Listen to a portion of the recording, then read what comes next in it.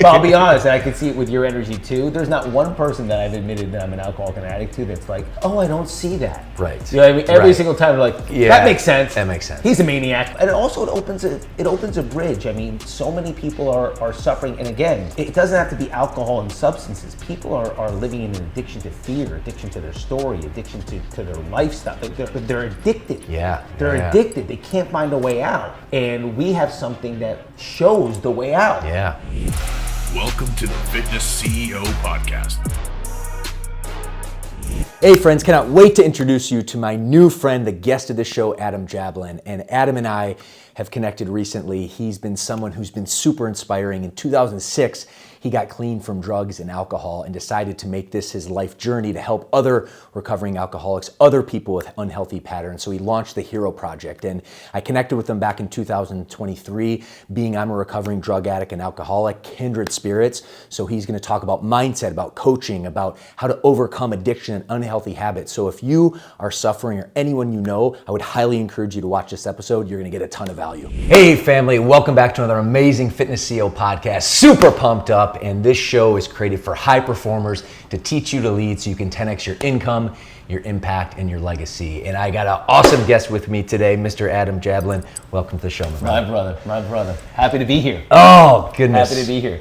Welcome. Thank you. Yes. Kindred spirits. Yes. We're here just north of Miami, about hour north Boca Raton, yeah? Yeah. Boca Raton? If I can say it correctly. Yeah. But we've connected for a period of time. We're kindred spirits. We have the same, it's a very similar type background. And you have a story of transformation, of growth, and really that's what this is all about, mainly to impart our audience. So if our audience hasn't connected you before, what do you do and how did you get to where you are today? Give us the backstory. Yeah, so I am the founder and the creator of the Hero Project. Yep.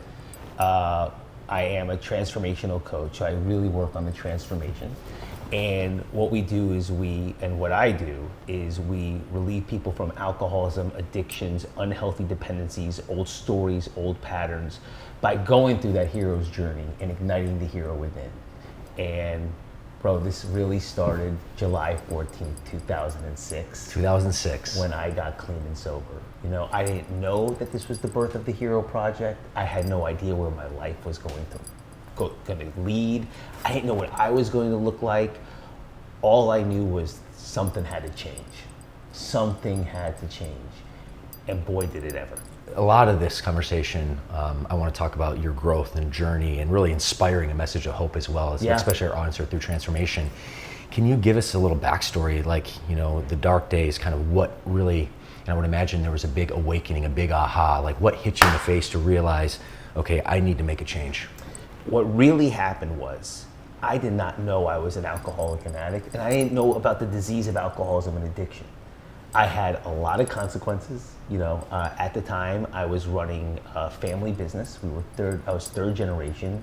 We were a lace empire. Mm-hmm. It was work hard, play hard. It was a beautiful lifestyle, but I was never really being myself. You know, and drinking and drugs were like my mask. They were my mask. For how long up until 2006? Well, yeah, okay. So let's go to the backstory, right? Here we go. So I grew up in Jersey, right? And the thing that made me feel different, the thing that made me feel off was I was the fat kid. I was the heavy kid. My dad used to call me El Chubbo. You're kidding me. No, and not to hurt my feelings, by the way. But, you know. Just term of infection. Totally, you know. Ish. Yeah. There was a movie when I was growing up called The Goonies, okay? Oh, yeah, and there was a kid called Chunk, and he would do the Chunk shuffle, and my friends would ask me to do it. Now, nobody was picking on me, but it was very noticeable how I looked, and I got teased on it a lot. And every single time it was like somebody was sticking a dagger in me. What it did do for me was it had me develop a very extroverted, charismatic, kind of class clown personality, which was like, laugh with me, don't laugh at me. I wanted attention for the right reasons, not the wrong reasons. Do you think internally, though, you felt a little bit defeated, and then you wanted to kind of transition that and just take the attention off you? Absolutely. Yeah. Absolutely. Defeated, insecure, afraid, sad, even although I wouldn't say I was healthy enough to recognize that feeling, you know, but just hated the way I looked. Yep. And I remember I was in, my dad took me and my sister to Washington, D.C. This is how clear the memory is. And I was like 9 years old, 10 years old. And my dad asks me if I want to stay up and watch a movie with him. And I was like, yeah, like of course, who doesn't want to stay up late? And it was Rocky 3. You remember Rocky 3?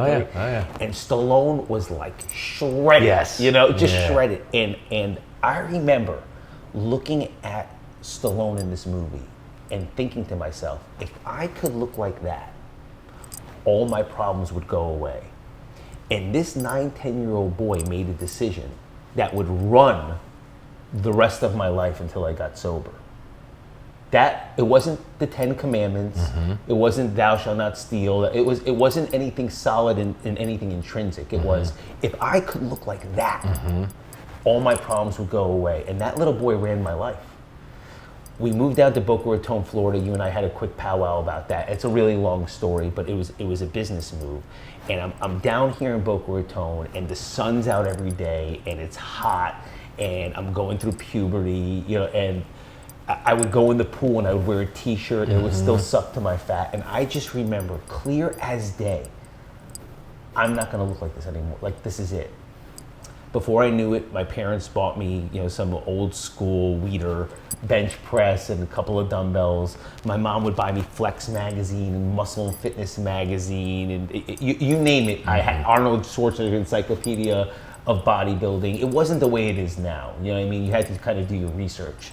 And we stopped going to McDonald's every day, and I stopped getting my 6-piece chicken McNugget and my fries and my Coke, and my mom would make me grilled chicken and an apple. I mean, it wasn't as sophisticated as today's with nutrition. But what did happen was, in 4 short years, I went from being the fattest kid in the class to being the best built kid in the class. Nice. Right? I went from guys going, yo, Adam, how many Oreos you eat last night? To, yo, man, how much can you bench press? The girls liked me. Yeah. Everything changed on the outside, bro. Everything changed but me. I was still that charismatic kind of class clown, laugh with me, don't laugh at me. Yeah. That insecurity was still with me. It didn't get lifted through your physical transformation. Never got lifted. But what did happen was, now with the body, now with a certain skill set, because when you get in shape, you have more coordination, you have more authority over your body. Yep. I was able to play and hang with the older kids. So the older kids were experimenting. And I just remember the first time they passed the 40. Let's say the soundtrack to my era right there is like Pearl Jam, Dr. Dre, like just so you can get a vibe of what this is like in the early 90s. And I remember when they passed the 40 and they passed the booze or whatever, I took a drink and it fixed something inside of me that I did not know was broken. It fixed it. And this guy came out. I wasn't egotistical, I wasn't arrogant, but I was confident. Jimmy, I even remember the day, I looked down and I was like, who is this? You know what I mean? There was a separation. So this confident, sweet leader would come out when I would drink. And it was like, well, this is the guy, this is who I am.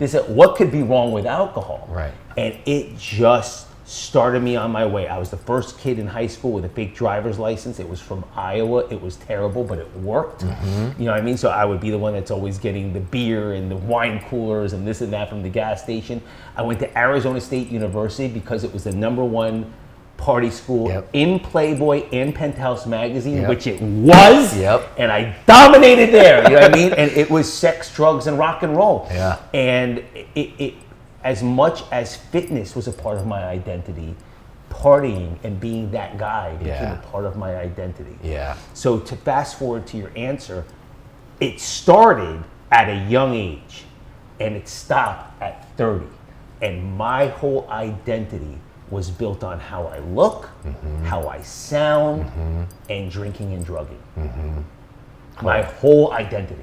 Kindred spirits, my friend, and I love hearing your story. It's inspiring. I had a very similar feeling in that when I was 16 years old, took that first drink, and the insecurity and all that just faded, and I just thought I was Superman.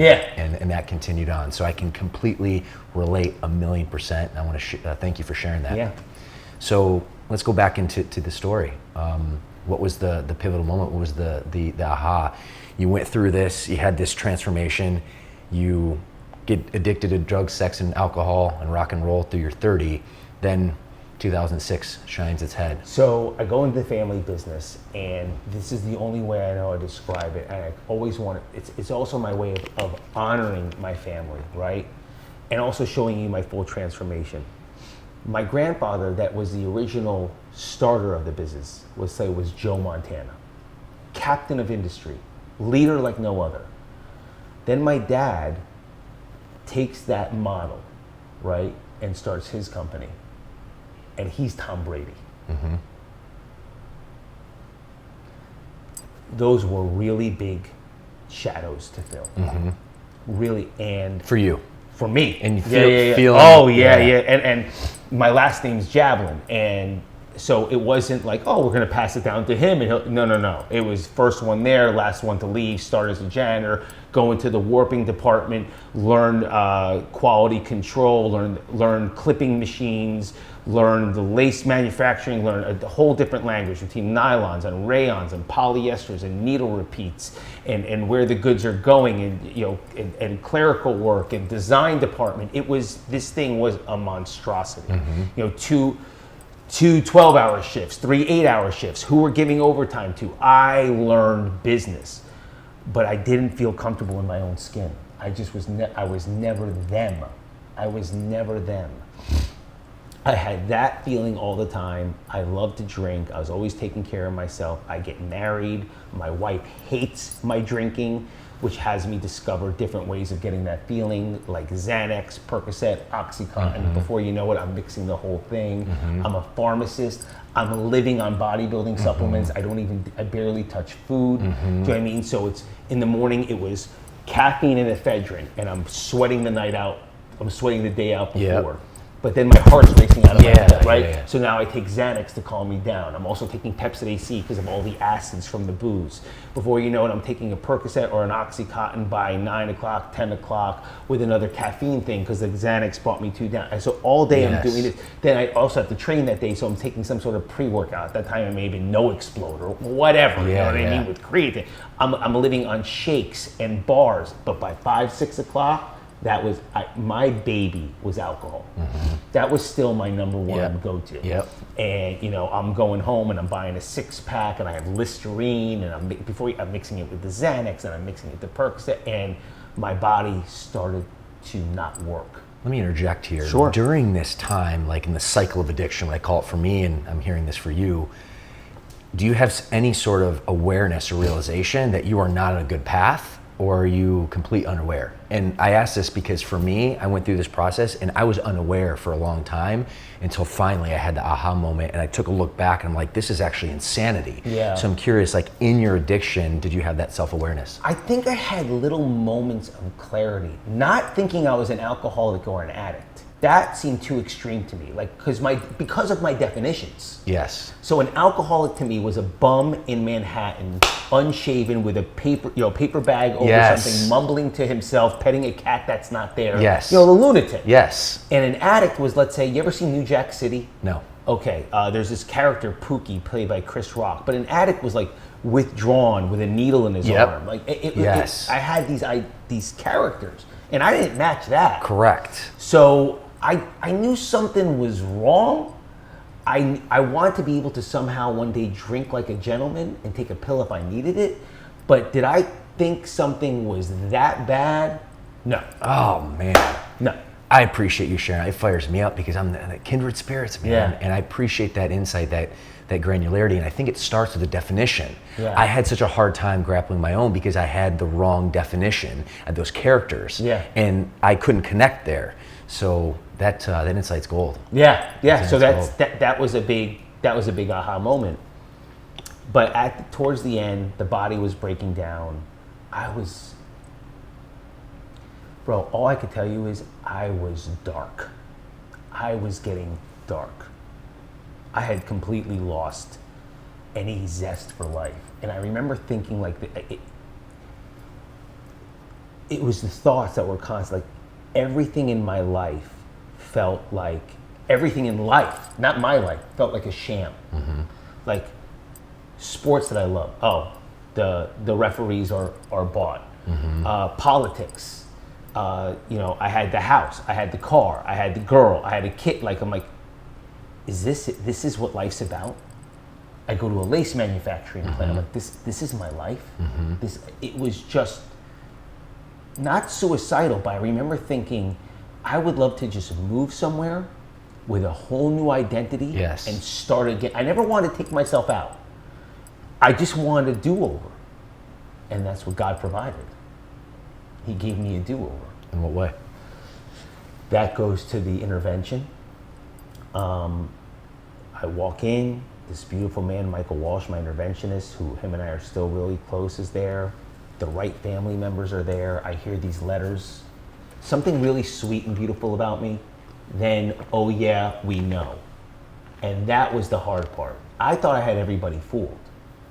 We know. And with a memory.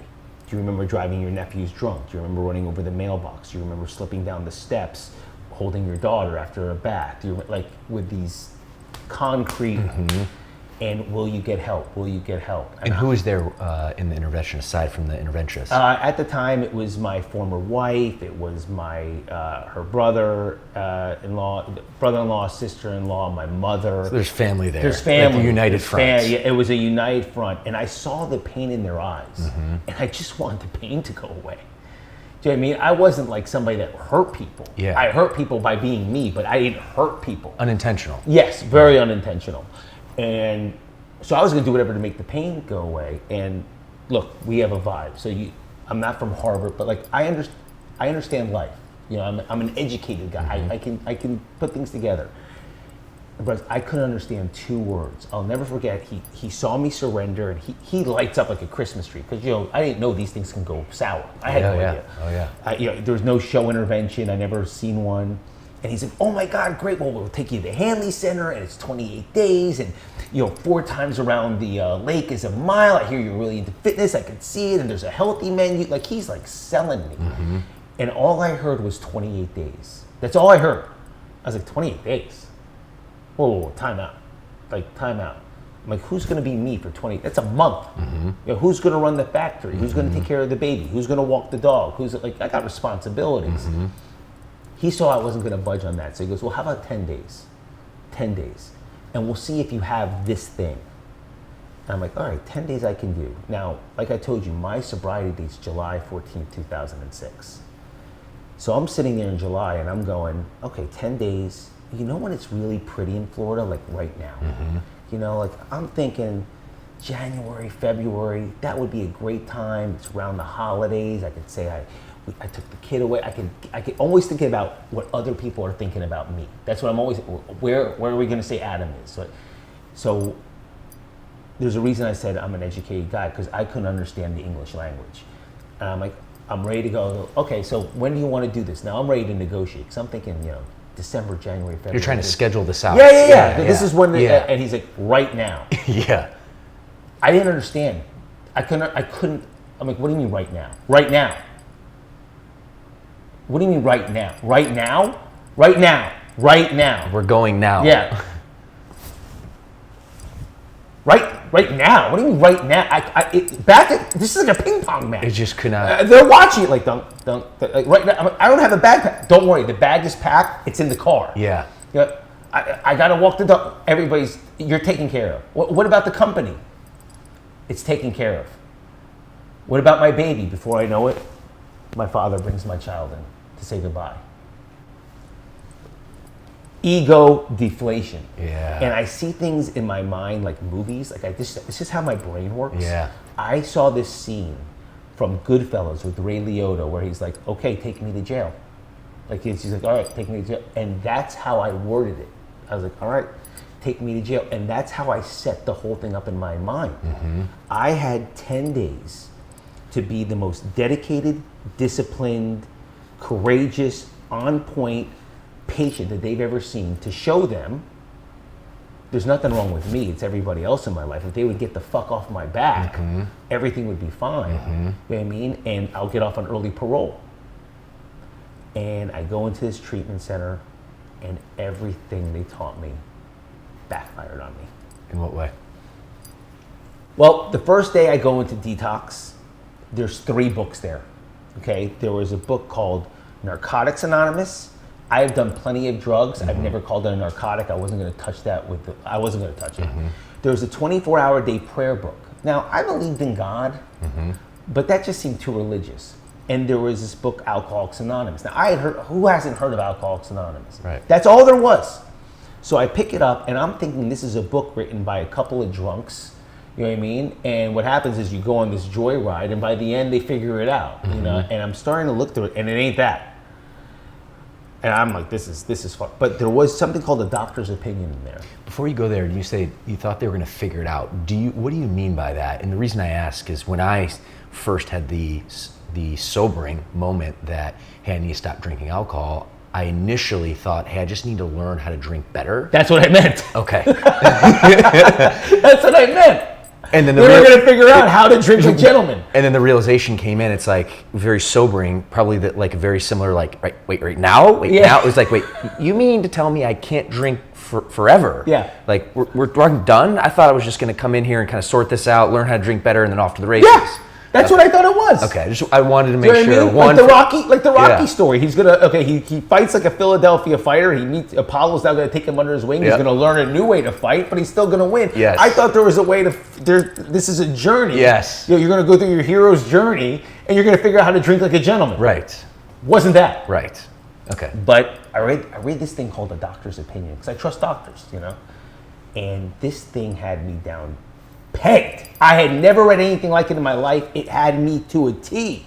Using language and vocabulary that I don't use, but explaining alcohol and drugs like an allergy and that we have a compulsion and you can be very successful and we go, you know, we say to people, I'm going on the wagon and you end up doing it again and other people could be heavy drinkers, but we're a different class. And I was like, you know, I hung around with heavy drinkers. You know what I mean? But there was definitely something different between me and them. Yes. You know, which is hard to explain. Even friends, you're feeling this. Hopefully, you're seeing this. It's because we're kindred spirits. We're vibing with the same experience. And you know, I hung around with a lot of heavy drinkers as well. But if you can believe, I had these moments like, wow, even though I'm surrounded by these drinkers, there's something even a little bit different about the way I drink, the way I process alcohol. And that's what I'm getting from you. That's what it was. Yeah. So I go to so there are these aha moments. And I don't want to suck all the oxygen in the room, but I remember meeting my counselor so this is like day 2 in rehab. And he's like, how was your night? And I tell him, you know, I'm like, you know, I read this thing called A Doctor's Opinion. And he looked at me like I was like an anomaly, like I'm kneeling. He's like, you read the doctor's opinion? And I'm looking at him like, yo, man, it wasn't like there was TV and I could watch the Lakers game. There wasn't much to do in there. Right. I'm looking at him like, what's going on? He's like, well, what did you think? I'm like, I think there's a lot of me in there.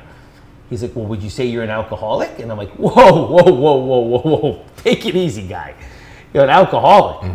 I'm like, that's a little much. And he asks me point blank. He goes, well, do you ever swear to yourself in the morning that you won't drink, but you end up drinking anyway? And I was like, all the time. He goes, all right, well, do you ever then say, okay, if I'm going to drink tonight, I only have 2 or 3, but when you start, you can't stop? Yes. And I was like, every single time.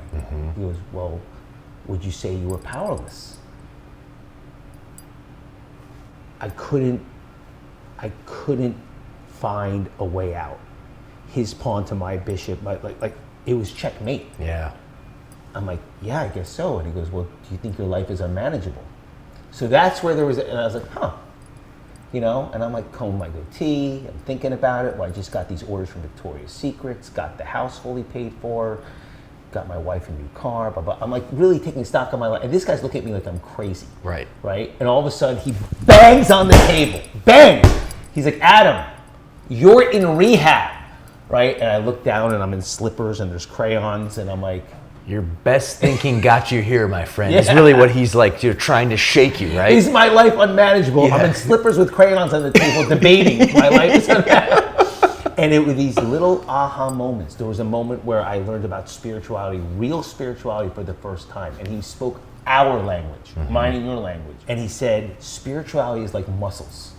You cannot get more spiritual, right? You can't get more muscles. You can't get another deltoid, another bicep, another tricep, another quadricep.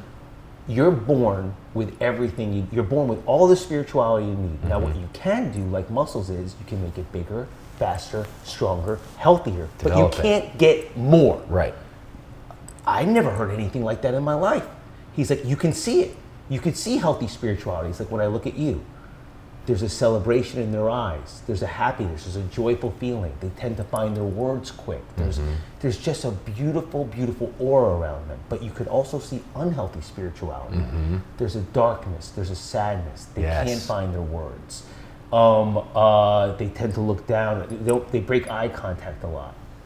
I was more towards that person at that time. I meet a Catholic priest, right? A Catholic priest, it's like day 3. Sit down with the Catholic priest. I'm a Jew from Jersey, you know, and he's asking me, do I believe in God? And I know what the right answer is when you're sitting with a Catholic priest and somebody asks you, do you believe in God? Yeah, of course, you know. Sure, yeah. Yeah, you know, hey, I open doors for old ladies and I use good manners and law of attraction and woo, you know. He's like, okay, calm down, calm down. And he goes, Adam, do me a favor, stick your arm out. So stick your arm out real fast, right? And he goes, I had my arm like this, and he goes, do you see what I did there? So I look at my arm, and I look at the Father, and I'm like, Father, I don't understand. I don't see anything. He goes, oh, and he does it again. He goes, do you see what I did that time? And now I'm like getting uncomfortable, so I start using humor, and I'm like, Father, I'm Jewish. Maybe there's a disconnect here. You know? He goes, okay. And he goes, that. He goes, do you see what I left there that time? And I'm staring at my arm, and now I'm really uncomfortable. Remember that I had that class clown personality? Yep. And I'm like, Father, I heard about you guys with little boys. And he starts laughing. He turns the lights off, and he takes a UV light out and puts it on my arm, and there are all of his fingerprints glowing in purple. And he goes, do you think that maybe there's a power that you can't see, taste, touch, none of the 5 basic senses that has been guiding you, loving you, protecting you, and brought you here to me now? And I'm staring at these dots glowing. And I'm like, Father, I can believe. I can believe. And he turned the lights back on. They disappeared. They disappeared. And I'm like, do it again. So he turns it right, and he does it again. And this Catholic priest took this Jew from Jersey and downloaded him into the Matrix. It was my first realization that I can have faith in God. And I had all of these moments, bro, that were waking me up. They were waking me up. My spiritual experience that shifted my whole life was day 9 at rehab. I had to say my story in front of 30, 40 alcoholic addicts. I was offended by the language. I'm like, tell your story, my story. I'm like, what's my story? What's your fucking story? Like, I don't talk like this, you know what I mean? It's like, no, Adam, it's a process. You know, tell them everything I told you. Heavy kid, Jersey, working out, losing the weight, drinking, Arizona State, all these guys stand up, start applauding. They're relating to me. They're identifying with me. Oh, I went to Ohio State. I was the skinny kid. I'm like, oh shit, this isn't good. That night, my spiritual, some people have a really like wonderful bright light experience or have these aha moments, like your sister. Mine came in the form of a panic attack. A severe panic attack. My blood pressure was way over 180. They took me to the nurse's station. I was freaking out. My face was bright red, and they asked me point blank, what's wrong? And I'm like, they gave me a paper bag to breathe in. I've never been so offended in my life. I'm like, you got to give me one of those pills. What are you doing with a paper bag? You know, start breathing in a paper bag. It works, by the way. I start calming down, and like, what's wrong, Adam? What's wrong? And I'm like, I think this is real. All of this, I think it's real, and I think I have to stay. So they start laughing. They're like, what's wrong with that? I'm like, well, I told everybody I was going to be out of here in 9 days, 10 days. I got to get out of here. Right. They're like, just call your wife. I run to the phone. It's 5 a.m. I call my former wife, and I'm like, listen, I got really bad news. Like, are you sitting down? She's like, it's 5 a.m. She thinks I got stabbed or something. You know what I mean? She's like, it's 5 a.m. You woke me up. You woke the baby up. You know, what's going on? And I'm like, listen, I'm an alcoholic and an addict, and I have to stay. Silence on the phone. Silence. Then I hear, ha ha ha ha! I was never going to come pick you up. I was never going to come pick you. Don't you see it's Adam? Adam needs this, and Adam needs that, and Adam needs Patron, and Adam needs to do his 2 workouts a day, and Adam needs to run the family business, and Adam needs to, and Adam. And there's something called the parallel process. Have you ever heard of this? No. I experienced it firsthand. It's very weird. It's like an acid trip. But what happened was something removes you from reality, and I saw 2 visions of me. And one was the old Adam. And I got back on the phone and I said, listen, bitch, get in the car, come pick my ass up, get the divorce papers ready. You know what I mean? I'm sick of your shit. I'm sick of like just this, I'm right, you're wrong, arrogant, angry alcoholic. And then there was this other guy. I didn't know if he had to be baptized. I didn't know if he had to wear a yarmulke. I didn't know if he had to do a vow of poverty. I didn't know if he had to wear a robe. But I knew he was sober. I jumped into that guy and I never looked back. And that's what happened. And that was it for you.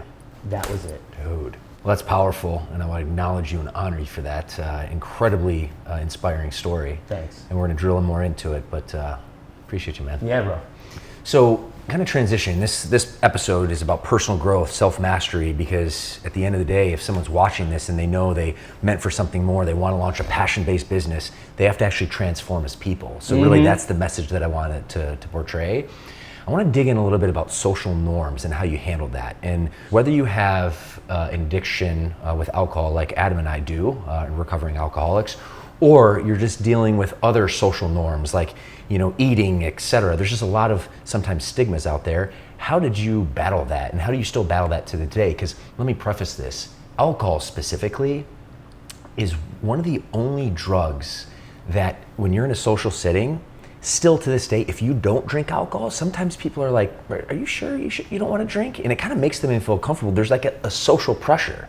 And typically speaking, other drugs and alcohol, people don't put that social pressure on. So it's real. And I guess, how did you navigate that out of your initial sobriety? And how do you still navigate today?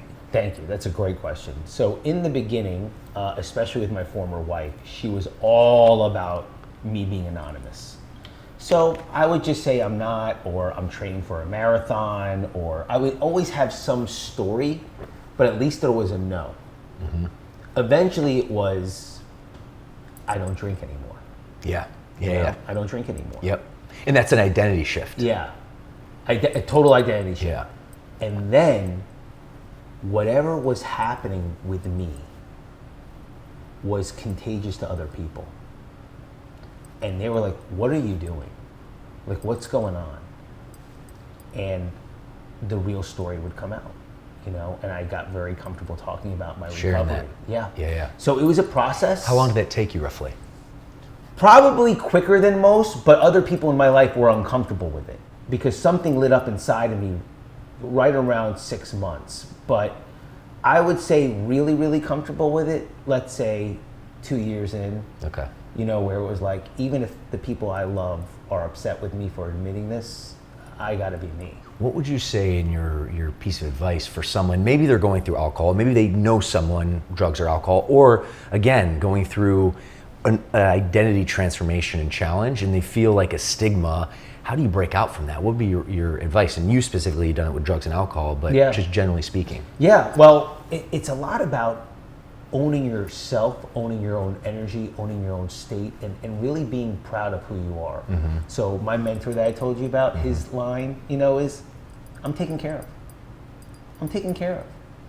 Now he's hanging around at that time when he started that line with Jimi Hendrix and Lou Reed, and and they're passing the pot, and Billy Joel, you name it, like that, and they're, yo, you want this?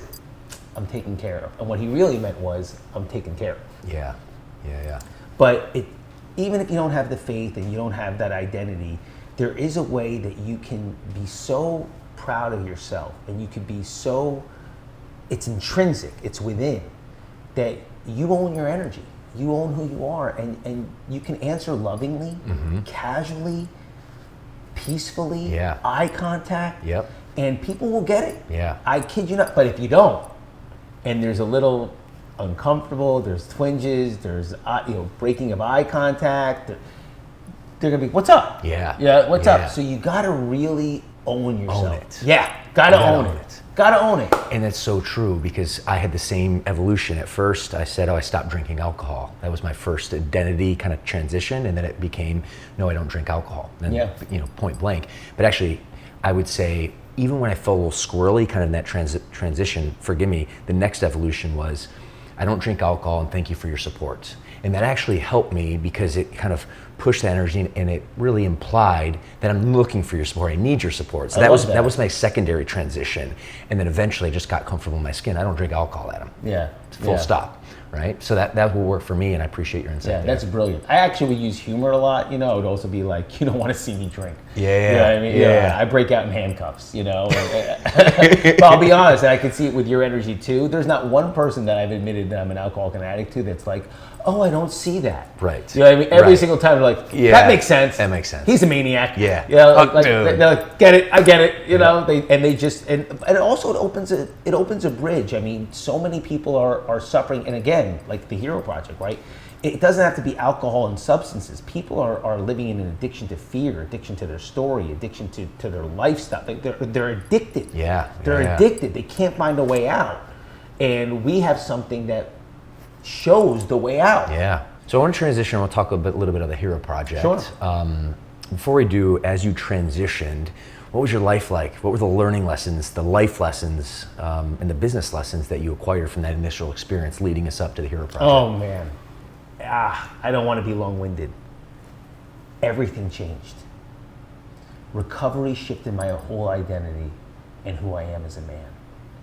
And I lived by a set of principles, and these principles started pouring out into every area of my life. Every area of my life. Faith in God, or a higher power, if you want to call that, whatever you need. It was the way I treated people, it was the way I treated myself. But in business, where my grandfather was Joe Montana, and my dad was Tom Brady. Damn, big shoes. What happened was I started realizing, wait a second. I'm not a quarterback. I'm not even in this league.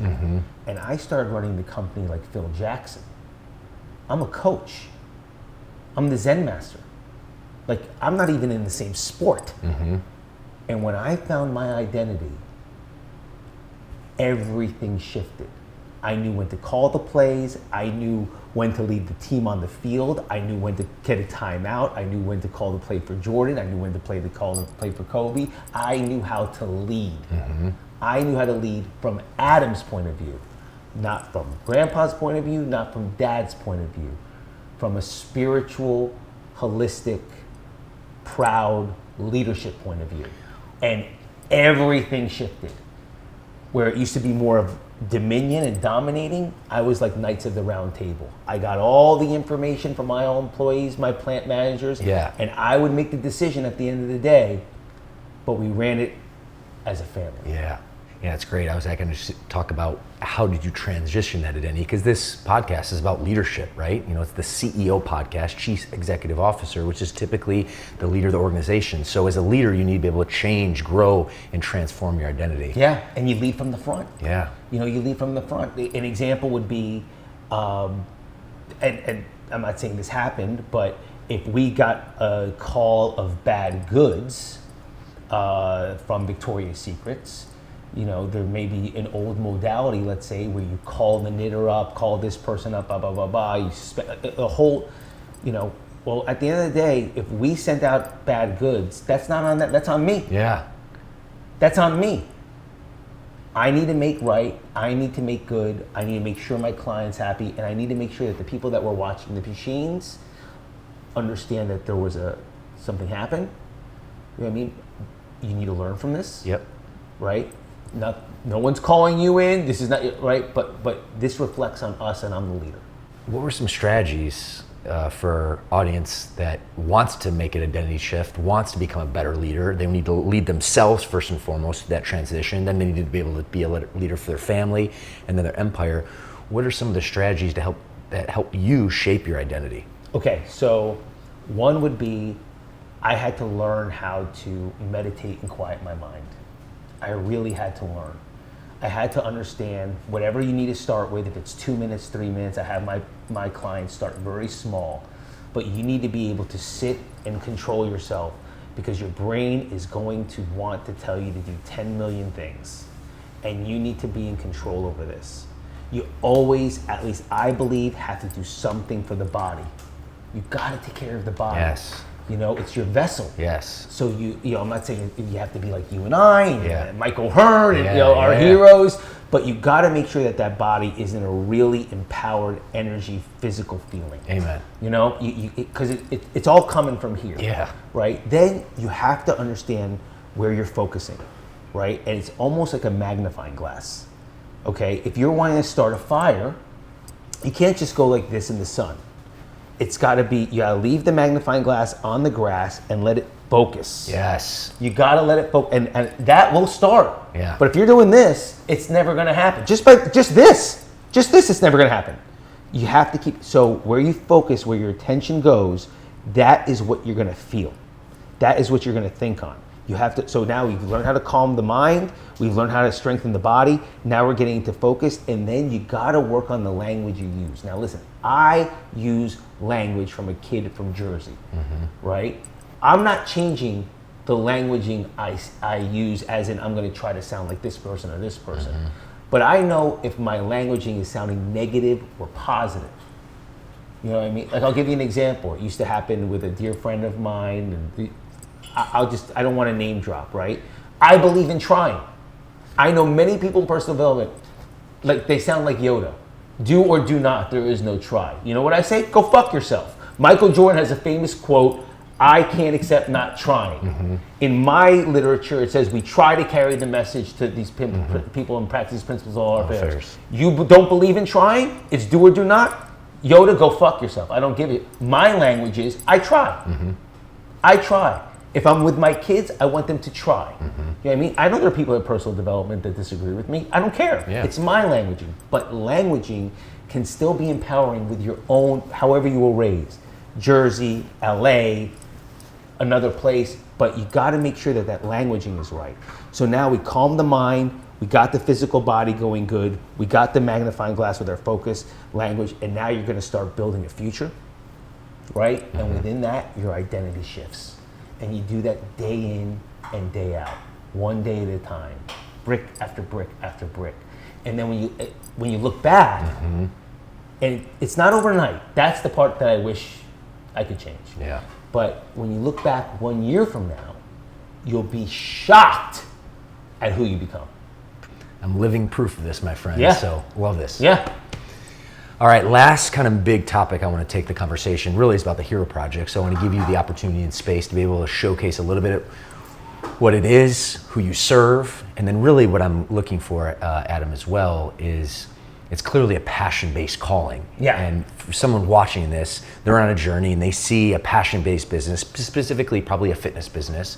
But aside from giving us an insight in terms of what the Hero Project is, how important and impactful has it been, you know, transition your career to a passion-based business? Oh, man. I could cry from that question.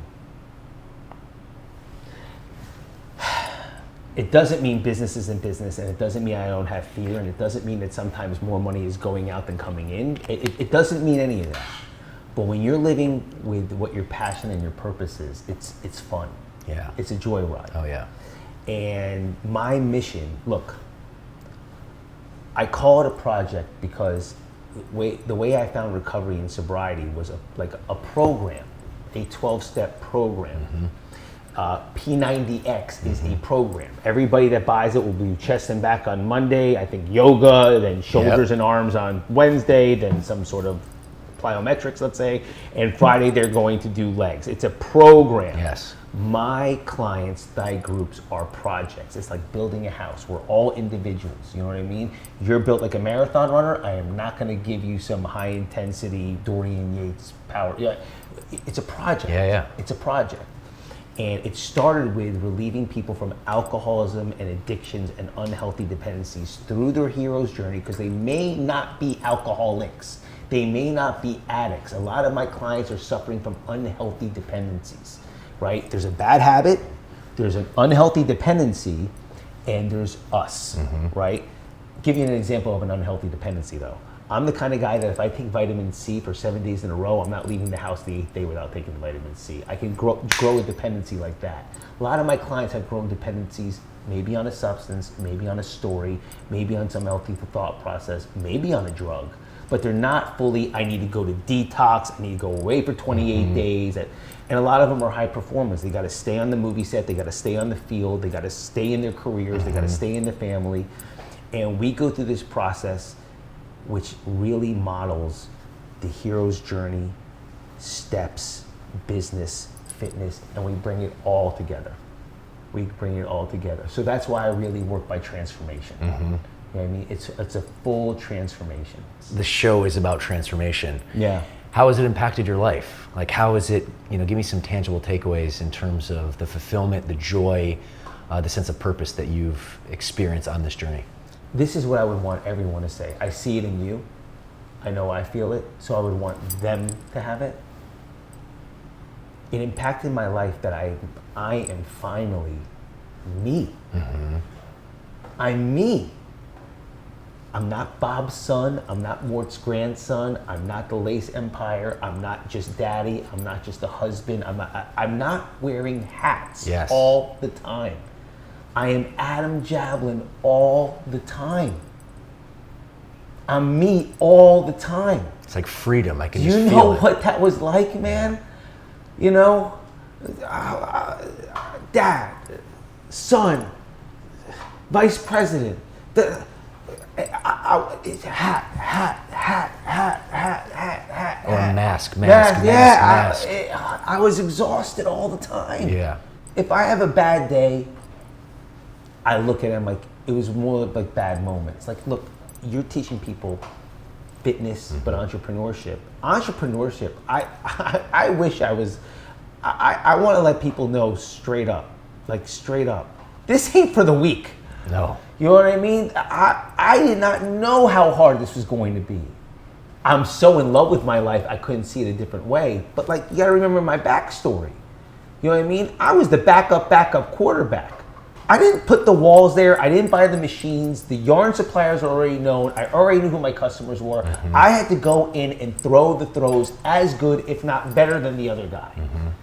That was my job. I didn't build something from the ground up. So I'm learning all these new things, but if you can dance with the fear, if you could just learn how to dance with the fear and realize that fear, if you want to go into spiritual terms, is the devil. And you got to cast it out. If you want to go into human terms, it is just paralyzing. It is a bullshit story.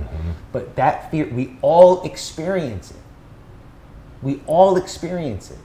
And you got to learn how to override that, sit in that uncomfort, and know you'll live another day. Love that, feel that energy, and I can see it in you. And the reason I ask is I want to, one, be able to give some tangible takeaways to our audience, and also two, learn your story, and three, to acknowledge that, because, Adam, what I've been doing the last 2 decades of my career is following a passion-based calling, and that's just served me well. And passions, they come and go, they ebb and flow, and certainly there's new passions that I'll continue to explore, but it's just been in the bedrock of my story, and I can just feel and sense in you, and I just want to be able to provide that message to our audience that you got one spin in this rock, you got one shot this life, you gotta freaking go on, you gotta follow your heart, you gotta follow your passions, and that's where fulfillment lies. Amen. This has been awesome. I wish we had more time. I have 2 final questions for you to finish off today. And we'll have to do this again. I would love it. In LA? LA? In LA. Done. Round 2. Let's go. Okay. Last 2 questions for you. Parting piece of wisdom. There's someone watching this content, listening to this content, and inspired. They know they're meant for something more. There's something standing in their way, that little voice, that little inner critic of taking that next step, launching that business, taking the next step to transform themselves. What do you say to that person? Lean in. Lean in. It's just a voice. It's just a voice. Lean in. I know what it's like. It's scary to put the credit card down. It's scary to tell your partner, I'm going to do this. It's scary to start your new podcast. It's scary. It's scary. I know it. But you got to lean in. Lean into it. That thing will take over. And before you know it, a month will go by, 3 months will go by, another year will go by, and you will look back and be so sad. You know, our greatest fears, our greatest enemies, the dragons we have to slay are all in here. Mm-hmm. The conversation that you think is going to look so bad to that person that you're going to say, I want to start this or I want to do this, they're never that bad. Mm-hmm. It's the drama in your head that's paralyzing you. So it's just leaning in. It's not jumping in. It's not making these declaration statements. It's not drawing lines in the sand. It's just leaning. And when you lean in, you'll start getting momentum. Yes. So that's what I would say. Just lean in. Last question, my friend. The title of this show is the Fitness CEO Podcast, the Fitness Chief Executive Officer Podcast. You are a CEO of your business. You're also a CEO of your life. Adam, what does it mean to be a CEO to you? A CEO to me means freedom. It's freedom. It's free to make mistakes. It's free to make your own decisions. It's free to fall down. It's free to stand up. It's free to fly. I have people that ask me, hey, Adam, how free do you want to be? Free as a bird. I want to be free to fly. It is freedom. With that freedom comes responsibility. Amen. But who would want it any other way? It's my core value, my friend. Yeah. We are truly kindred spirits, and I couldn't agree with you more. Yeah. So as we wrap today, before we do, in the case this is an audience member's first time, hearing from you, listening to you, where can they find you? Yeah, look, so I'm 47 years old and I'm in this new world, so I made it really easy for me to find me. It's Adam Jablin at everywhere. It's Adam Jablin on Instagram, Facebook, LinkedIn. The website's Adam Jablin, ADAMJABLIN. There's the information of the Hero Project. There's some background information on me. That's where you can find my coaching. We're launching a group coaching soon, which I'm really excited about. You can get a lot of my free stuff if it's the Hero 7, which is a 7-day online course. You can get Sober Curious, which kind of walks you through a little bit of the journey that you and I went through. There's a lot of information that I put out there for free, but Adam Jablin everywhere. Love it. I did that for me. Good man. Yeah. Well, my friend, this is the first time we've actually connected in person, and I just want to thank you first and foremost for allowing us to, come in your studio on the road here, have a couple awesome other business meetings in South Florida. Nice. I just want to make the time for you. You have such an inspiring story, so I want to thank you for the opportunity. Yeah, bro. Thanks for coming to the Fortress of Solitude. Thank you, man. Yeah. And sharing your message, but more importantly, I just want to thank you for who you are, how you show up, your energy, your enthusiasm.